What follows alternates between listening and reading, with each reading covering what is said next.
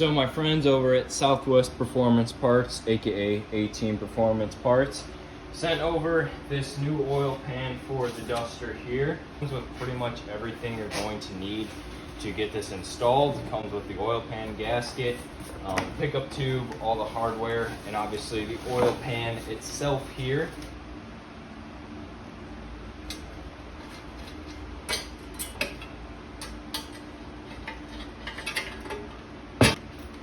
And then this little piece right here, this is the adapter for the oil filter. All right, that leaves us with 2 sets of screws left.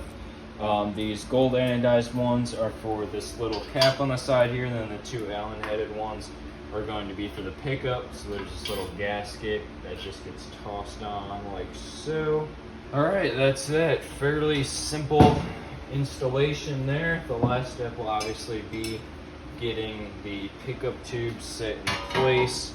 This one even comes with the O-ring as well, so you don't have to worry about getting a new one, which is nice. Time to pull the old oil pan off and get this unit set in place there.